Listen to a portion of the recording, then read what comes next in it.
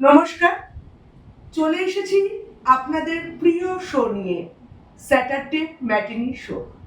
আর আমি জানি আপনারা অপেক্ষা করেন এই শোতে মুখোমুখি হতে সেই উজ্জ্বল বিশিষ্ট ব্যক্তিবর্গের সাথে, যারা আমাদের সমাজের গর্ব, যারা আমাদের অনুপ্রেরণা। আর হ্যাঁ, আজকে এমনই একজন ব্যক্তিত্বের মুখোমুখি হব যিনি 65 বছর ধরে তার স্বর্ণ লেখনী দিয়ে সাহিত্য সমাজকে অলংকৃত করে চলেছেন। সেই বিশিষ্ট স্বনামধন্য ব্যক্তিত্বের সাথে আজকে গল্প আড্ডায় জমে উঠবো আমরা, আর জেনে নেব সেই চেনা মানুষের অনেক অজানা কথা।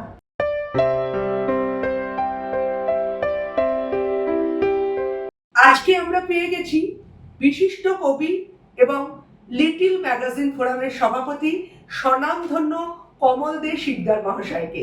কমলদা, শিল্পী ক্রিয়েশন চ্যানেলে তোমাকে স্বাগত। আমিও আপনাদের সবাইকে নমস্কার জানাচ্ছি।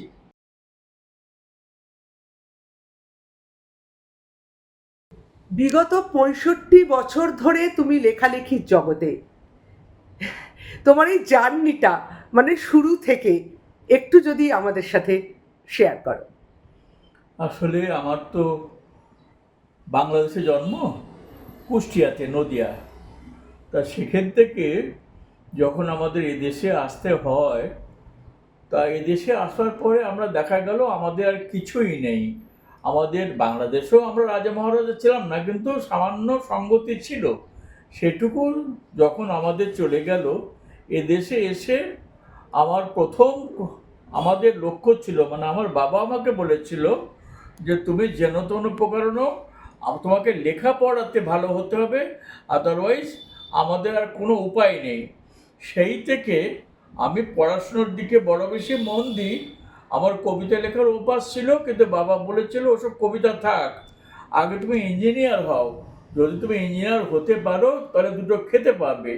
সেই থেকে পড়াশুনো, এখানকার স্কুল, তারপর বঙ্গবন্ধু কলেজ, তারপর যাদবপুর ইউনিভার্সিটি, এই করে আমি ইলেকট্রিক্যাল ইঞ্জিনিয়ারিংয়ে ডিগ্রি নেওয়ার পরে আমি দেখলাম যে ইতিমধ্যে যা আমার একটু আধটু লেখালেখি অভ্যাস ছিল, চাকরিতে জয়েন করার পর থেকে খুব দ্রুত লেখালেখি আরম্ভ হলো। কিন্তু একটা প্রথম দুঃখের ব্যাপার হচ্ছে, আমি যখন প্রথম লিটল ম্যাগাজিনকে দিই, ওই টালিগঞ্জেরই একটি পত্রিকাকে, সেই লিটল ম্যাগাজিন আমার প্রথম কবিতাটা ওরা ক্যান্সেল করে। তারপরে আমি কোনো লিটল ম্যাগাজিনে কবিতাই দিইনি। তখন আমার একটা ভীষণ ক্রোধ চেপে যায় এবং আমি দেশ পত্রিকাতে লেখা দেওয়া শুরু করি। তখন 3-4টে করে লেখা পাঠাতাম। একদিন হঠাৎ আমার বাড়িতেই আমার মিসেস বলল, এই জানো তোমার না দেশ পত্রিকাটা লেখা বেরিয়েছে, সেটা বোধ হয় 1963 সাল। আমি বললাম যে দেশ পত্রিকা লেখা বেরিয়েছে, কই আমি তো কোনো চিঠি পাইনি। তা আমি সেই দিনই অফিসে যাবার সময় আমি দেশ পত্রিকায় যেয়ে আমি জিজ্ঞাসা করি যে এখানে কমল দে শিকদার নামে না একটি কবিতা বেরিয়েছে, ওটা কি আমার কবিতা? আমি জানবার জন্য এসেছি। ওরা সে কি আপনার নামে বেরিয়েছে, আপনার কবিতা নয়? তা বললাম না, মানে আমাকে কোনো চিঠি দেওয়া হয়নি। তখন আমাকে উপরে 3তলায় যেতে বলেছিল। সেই প্রথম সুনীল গাঙ্গুলির ঘরের সম্মুখে দিয়ে ঘোরাঘুরি করছিলাম। আমি ভয়ে ঢুকিনি, কিন্তু হঠাৎ উনি একটি ছেলে এরকম ঘোরাঘুরি করছে দেখে আমাকে ভিতরে ডাকেন। বলে কি ব্যাপার? বললো না, মানে আমি আমার নামে একটা কবিতা বেরিয়েছে। বললো কি হয়েছে তাতে? তো বললো না, আমি কোনো চিঠি পাইনি। কি নাম তোমার? বললো কমল দে শিকদার। তুমি কমল দে শিকদার? উনি হো হো করে হেসে বললেন, হ্যাঁ এটা তো তোমারই লেখা, তুমি কি করো? বলে ইঞ্জিনিয়ার। বলে ইঞ্জিনিয়ার? বাহ বাহ বাহ, খুব ভালো হয়েছে, বসো বসো। সেই থেকে সুনীলদার সঙ্গে আমার সখ্যতা, সেই থেকে আমার আনন্দবাজার, দেশ, তারপরে আজকাল বসুমতী, যা যা পত্রিকা বলবেন, সেই থেকে আমার শুরু হলো রেডিওয়ে কবিতা পাঠ, টিভিতে কবিতা পাঠ। সে অন্য ইতিহাস, এই পরপর এগিয়ে আসা।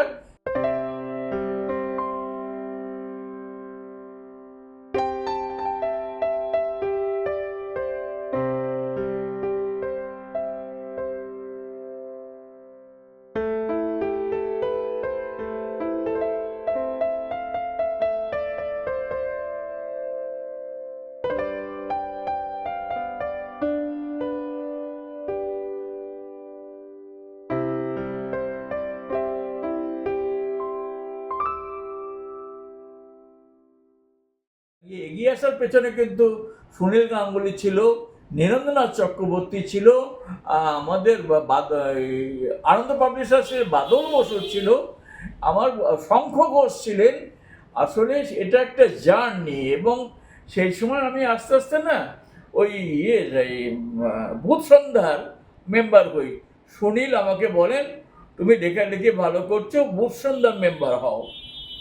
তা আমি তখন ভূত সন্ধ্যার মেম্বার হই, এবং তখন আমার আস্তে আস্তে সমরেশ বসু, তারপরে সাগরময় ঘোষ, এদের সঙ্গে আমার আস্তে আস্তে রিলেশন তৈরি হতে শুরু করে, এবং নবনীতা দেবসেন আমার ভীষণ বন্ধু হয়ে যায় তারপরে। সত্যি মানে কতখানি সৌভাগ্যবান হলে আজ সুনীল গঙ্গোপাধ্যায়, শঙ্খ ঘোষ, এইসব মানুষের, নবনীতা দেবসেন, এইসব মানুষের সংস্পর্শ পাওয়া যায়। তারপর এদের সঙ্গে সারা ভারতবর্ষ কবিতা পড়ে বেরিয়েছি, সেটা অবশ্য অন্য গল্প, কিন্তু একটা জার্নি পৌঁছাতে পৌঁছাতে আমাদের সেই গ্রুপের সবাই মরে গেছে, একমাত্র আমি এখনো হাঁটাচলা করে বেড়াচ্ছি। না না, বাঁচতে তো হবেই, তোমরা সমাজের গর্ব, অনুপ্রেরণা, তোমাদের জন্য আমরা উজ্জীবিত থাকি। ঈশ্বরের কাছে প্রার্থনা করি দীর্ঘায়ু জীবনে। তোমার কাছ থেকে আরো আরো লেখা চাই আমরা শ্রোতা পাঠকরা। কমলদা, তোমাদের একটা ঘটনা আমরা সবাই জানি, আবৃত্তির যোগ্য, ওটা নিয়ে কিন্তু কিছু বলতে হবে। এটা বলতে গেলে একটুখানি আগের কথা বলতে হচ্ছে। আসলে সুনীলদা 2012 সালে মারা গেলেন। মারা যাওয়ার পরে দেখা গেল ভূতসন্ধ্যা একটু অনাথ হয়ে গেল একেবারে। সুনীলদা মারা গেল, দিব্যেন্দু বালিত মারা গেল, আমার বিশেষ বন্ধু নবনীতা দেবসেন মারা গেল। আসলে সবাই চলে যাওয়ার পরে ভূতসন্ধ্যাটা উঠে গেল। উঠে যাওয়ার পরে কি হলো, তখন আমি ভাবলাম যে কি করা যায়। তখন আনন্দ পাবলিশার্সের বাদল বসু আমাকে বলল, আচ্ছা চলো শঙ্খ ঘোষের কাছে যাই। শঙ্খ ঘোষের কাছে গেলাম। শঙ্খ ঘোষ বলল যে ঠিক আছে, এটা তো খুবই ভালো ব্যাপার, একটা লিটল ম্যাগাজিন ফোরাম তোমরা তৈরি করতে চাচ্ছ, করো। তা তখন আমি পবিত্র সরকার, শঙ্খ ঘোষ, বাদল বসু এবং আমাদের আরও কিছু বন্ধু নিয়ে আমরা লিটল ম্যাগাজিন ফোরাম তৈরি করি। সেটাতে প্রতি মাসে আমরা একটা দিন বসতাম।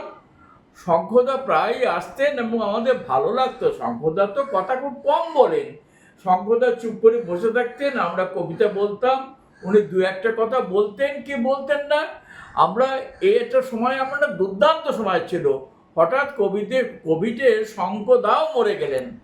তখন আমরা পবিত্র সরকারকে প্রধান করে এইটা শুরু করি।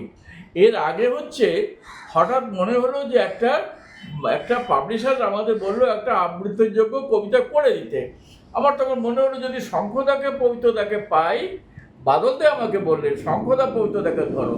আর আপনারা তো একটু জানেন যে শঙ্খদা পবিত্রদা একেবারে সেই সময় প্রধান জায়গায় ছিলেন, আর পবিত্রদা তো ভাষাবিদ। পবিত্রদার কাছে বললাম, পবিত্রদা বললো আচ্ছা চলো শঙ্খদার কাছে যাই। বাদল বসুর সঙ্গে ছিলেন। এমন একটা মুহূর্ত, শঙ্খদা সব শুনে বললেন, বাহ এটা খুব ভালো কথা, তা এটা তোমরা করো।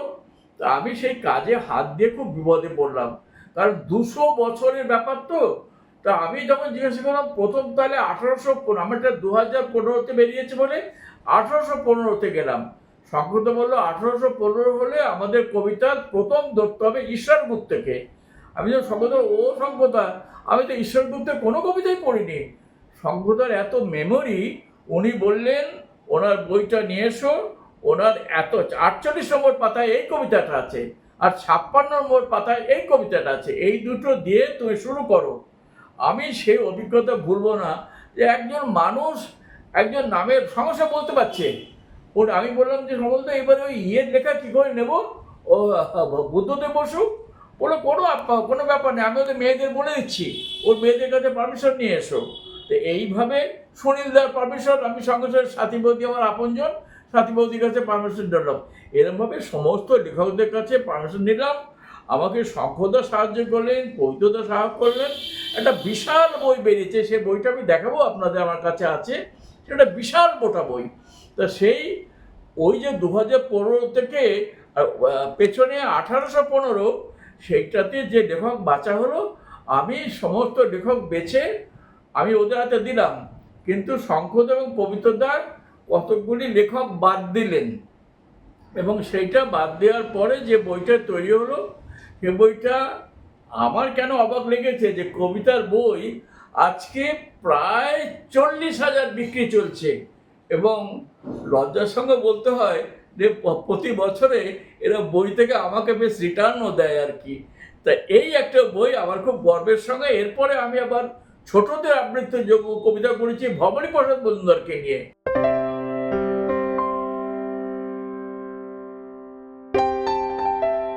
আচ্ছা কমলদা, তুমি তো দীর্ঘদিন ধরে প্রচুর বই লিখেছো।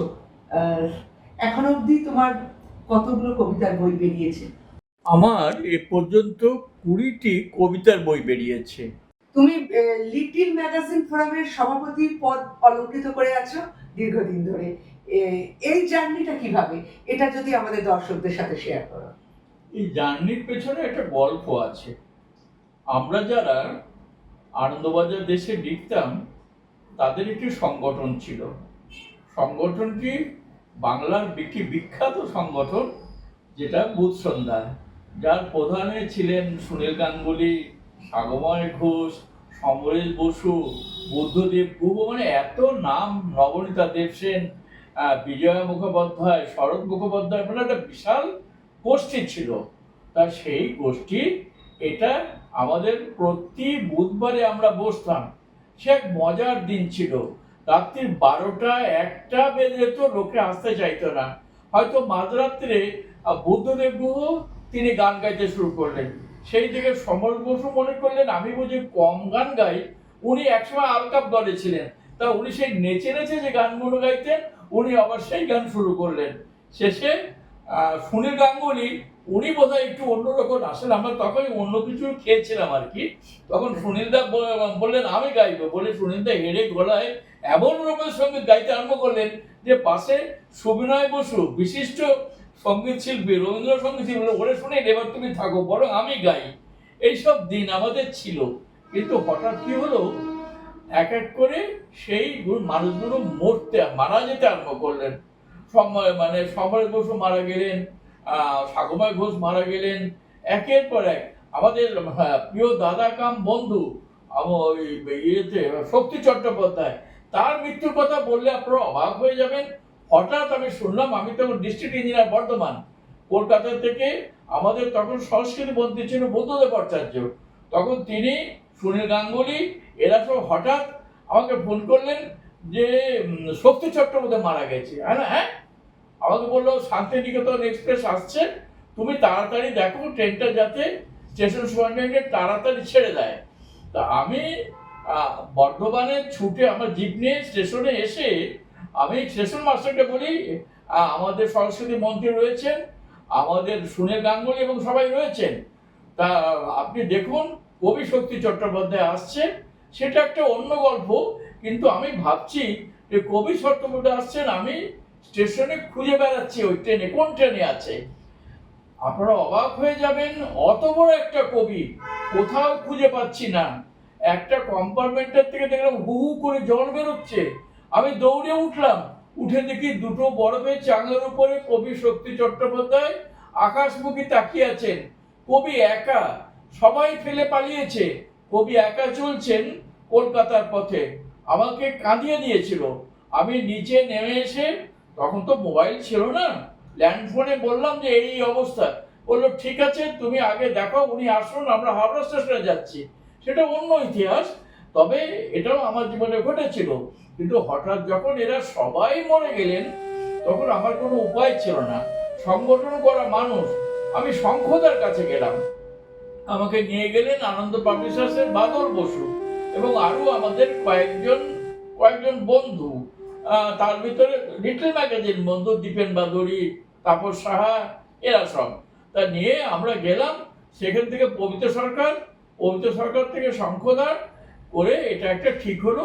এইখানে বুথ সন্ধ্যা যখন উঠে গেল, লিটল ম্যাগাজিন ফোরাম শুরু হোক, সেই সময় শঙ্খদা আমাদের প্রধান উপদেষ্টা, সেই থেকেই আমি সভাপতি। খুব সুন্দর টেনে নিয়ে যাচ্ছিলাম। সেই যে মারণ রোগ এলো সারা দেশ জুড়ে, কোভিড, তখন শঙ্খদা এবং বৌদি 7 দিনের ব্যবধানে মারা গেলেন। আমাদের ব্যাপারটা অনেকটা স্থিমিত হয়ে গেল পবিত্র সরকারকে নিয়ে। এখন আমরা আরম্ভ করি, সেই সময় আমরা ওই বড়দের আবৃত্তিযোগ্য কবিতাটা করি। সেই বড়দের আবৃত্তি কবিতা করতে যে শঙ্খদা পৈতদা যে কি সাহায্য করেছেন আমি ভুলবো না। আর আপনারা জানেন সব বইতে ভীষণ ভুল থাকে, এই পুরো বইটা পৈত সরকার নিজে বানান দেখেছেন, যার ফলে উনি তো একজন ভাষাবিদ, আমার মনে হয় বইটাতে বানান ভুল বোধহয় নেই। এবং এই বইটা এখন বাংলার, সারা বাংলা, আপনি নর্থ বেঙ্গল যেখানে বসে যাবেন শুধু আবৃত্তিযোগ্য কবিতা বললেই বলবেন ও আচ্ছা ওই ওই শক্তি চট্টোপাধ্যায় কমলদেব শিকদার শঙ্কর ঘোষের বইটা তো, মানে এই জায়গায় বইটা পৌঁছে গেছে।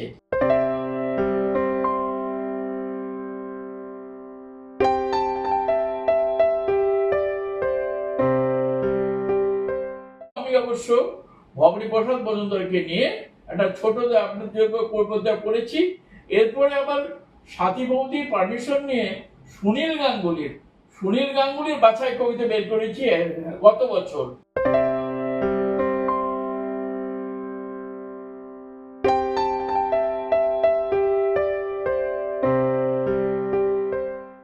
কমলদা, তোমার দেশে বিদেশে বিভিন্ন জায়গায় কবিতা পাঠের অভিজ্ঞতা আছে, তুমি প্রচুর লিখেছো, স্বনামধন্য লেখকদের সংস্পর্শে এসেছো। তোমার জীবনে একটা স্মরণীয় ঘটনা তুমি যদি আমাদের দর্শকদের সাথে শেয়ার করো। অনেকদিন আগে, সে সময় তো কলকাতা বইমেলা ছিল না, তার আগে পশ্চিমবঙ্গ পুস্তক মেলা বলে একটি মেলা চলতো ময়দানে। তা সেখানে আমার তখন সবে দেশে লেখা বেরিয়েছে এবং সেই সময় আমি বিবাহও করেছি।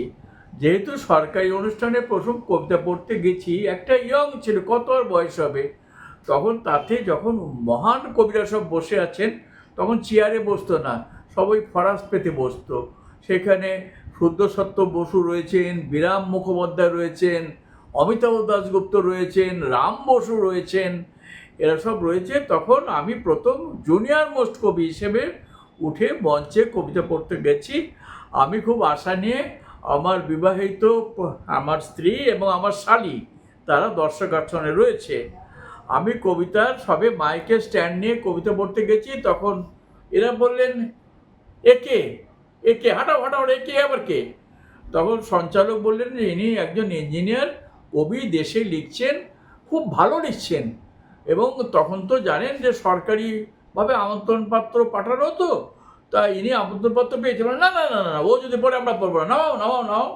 আমি খুব নীরবে চোখের জলে ওদের দিকে হাত জোর করে বলেছিলাম একটা কবিতা পড়তে দিন না, কিন্তু তারা আমাকে সে সুযোগ দেননি। চোখের জলে নিচে নেমে এসেছিলাম, আমাকে বলেছিল ওখানে 100 টাকা করে দেওয়া হয়, আপনি সই করে নিয়ে যান। আমি সেই টাকাটাই নিইনি।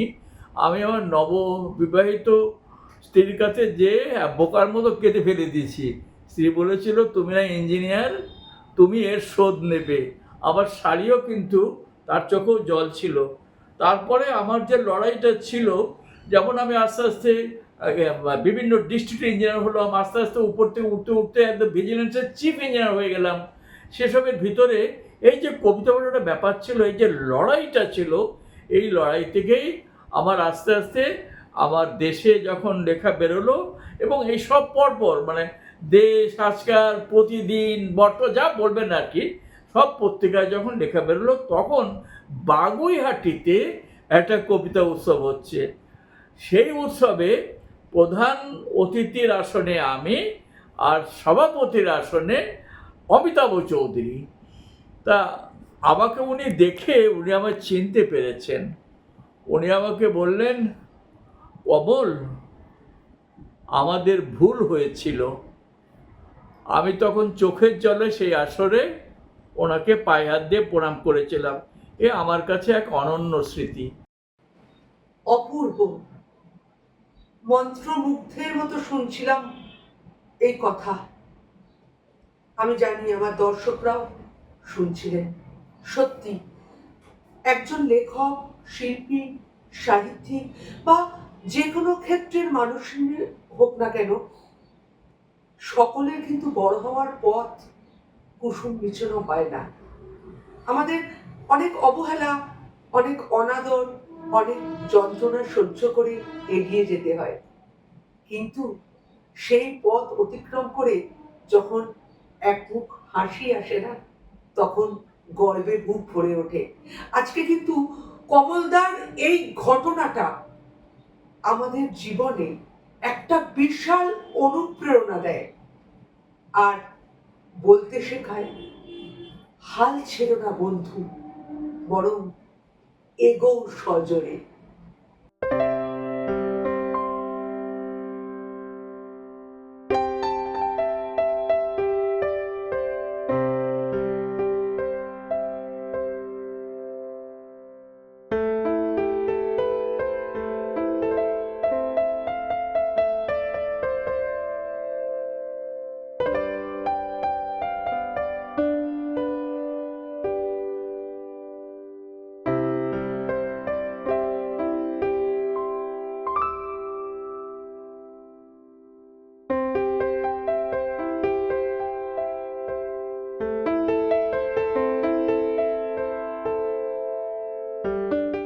কমলদা, তোমার লেখার সম্ভার প্রচুর, তবু আজকে তোমার মুখ থেকে একটা কবিতা শুনবই। আমি তো শোনার লোক সংবরণ করতে পারছি না, আমার দর্শকরাও, প্লিজ একটু শোনাও। একটা কবিতা, আমার প্রিয় কবিতা বলতে গেলে শঙ্খদার নামটা চলে আসছে। আসলে লিটল ম্যাগাজিন ফোরামের মাসিক সভায় আমি, আমার পাশে শঙ্খদা বসে আছেন, প্রায় 40-50 জন মেম্বার নিচে বসে আছে। হঠাৎ একটি মেয়ে, বছর 40-45 হবে, একটু দূর থেকে ইশারায় আমাকে বললো যে একটু এসো। আমি ভাবলাম বোধ খুব একটা ইম্পর্টেন্ট কোনো কাজ আছে। মেয়েটি ওই ঘর থেকে, দোতলার ঘর সল্টলেকে, ওই ঘর থেকে আমাকে বাইরে বারান্দায় নিয়ে গেল। বারান্দায় রাস্তার আবছা আলো, আবছা অন্ধকার, আমাকে নিয়ে যে বলছে, কমলদা আমি একটা অন্যায় করতে চাই। আমি চমকে উঠি, আরে কি অন্যায় করবে রে বাবা? বিশ্বাস করুন, সেই মুহূর্তে মেয়েটি, আমি যে এত বড় বৃদ্ধ বলো, কিছুই মানলো না, একটা অন্যায় করে টুক করে ঘরে ঢুকে গেল। সেই সময় আমার একটি কবিতা লেখা, কবিতাটা এইরকম: উপহার দিলে সেই অলৌকিক ক্ষণ, একই ভ্রম, একই মায়া, যেন ভিখিরিকে পরমান্ন দিয়েছে তুমি পরন্ত বেলায়। কবি বোঝে না কোন পুণ্য বলে অর্জন তার। মাদল বেজে ওঠে বিসমিল্লাহ খানের সানায়, সুচিত্রাদির কণ্ঠে রবীন্দ্র গান।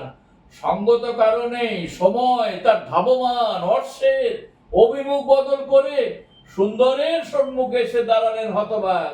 কবি তখনও ঋণীর সম্মুখে নত জানো মন্ত্রোচ্চারণের ভঙ্গিতে বলে চলেছেন, আমাকে যোগ্য করো, আমাকে যোগ্য করো, যোগ্য করে নাও, আমি যেন প্রকৃত কমল হয়ে ফুটে উঠি চরণপদ্ম তোমার। ঋণী আমাকে যোগ্য করো, যোগ্য করো, যোগ্য করে নাও। এরপর বুঝি ঈশ্বরেরও আর কিছু করার থাকে না, কারণ তখন পৃথিবীর সমস্ত সাধকদের ওম মন্ত্রোচ্চারণের সঙ্গে যোগ্য করো, যোগ্য করে নাও ধ্বনি মিলেমিশে একাকার হয়ে গেছে, যেন নারী প্রেম আর ঈশ্বর প্রেমে কোনো বিভেদ নেই। ঋণী আমাকে যোগ্য করো, যোগ্য করো, যোগ্য করে নাও, আমি যেন প্রকৃত কমল হয়ে ফুটে উঠি চরণপদ্মে তোমার। অপূর্ব, অসাধারণ।